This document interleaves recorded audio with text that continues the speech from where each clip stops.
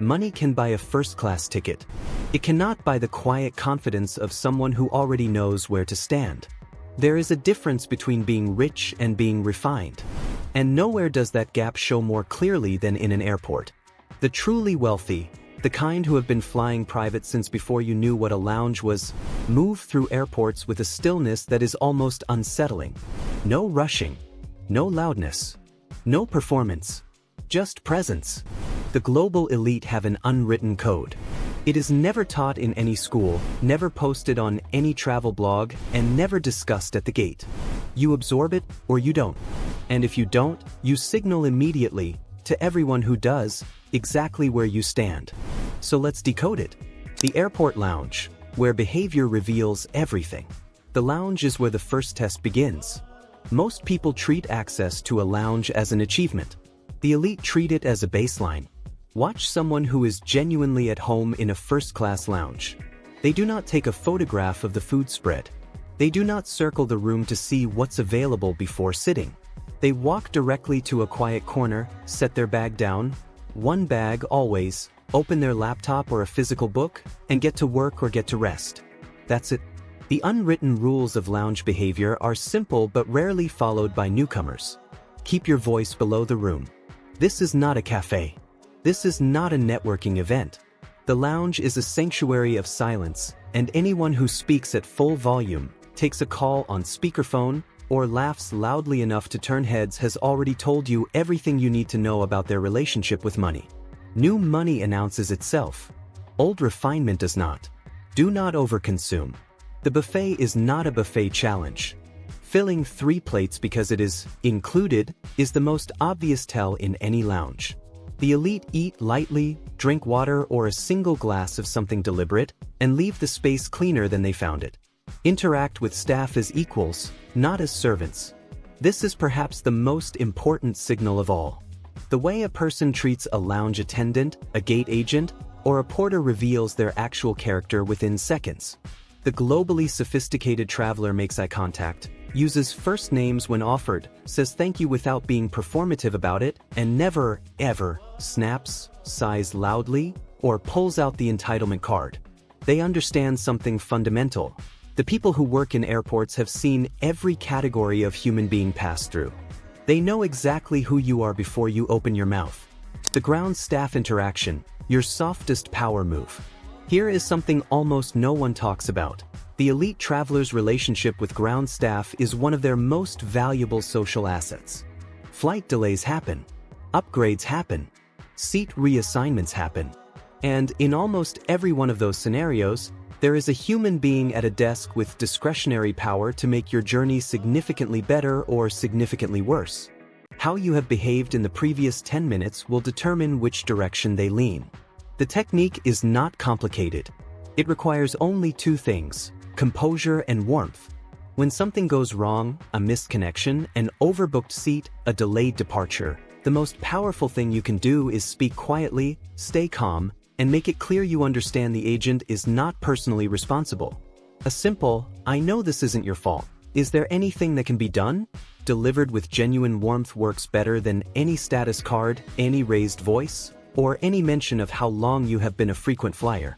The elite know this. They have learned, through years of travel, that softness is not weakness. It is leverage. The person screaming at the desk is never getting the upgrade. The person who smiled and asked politely often is. The luggage code. Logos are for the insecure.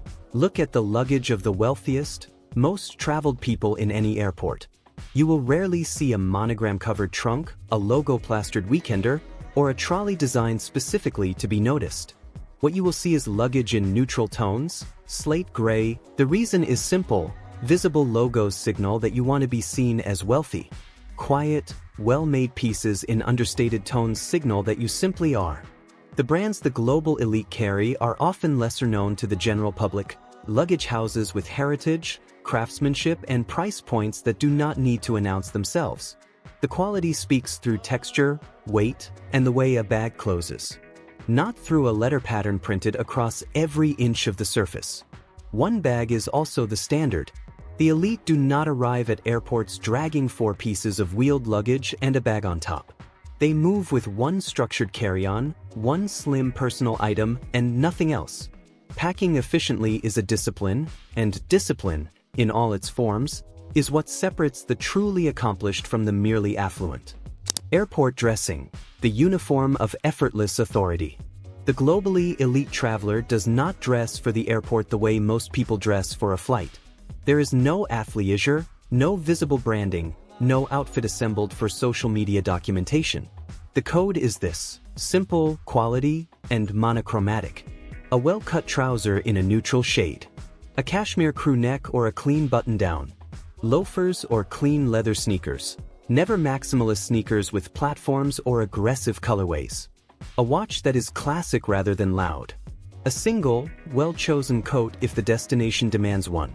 The palette is muted: cream, camel, charcoal, white, navy, black.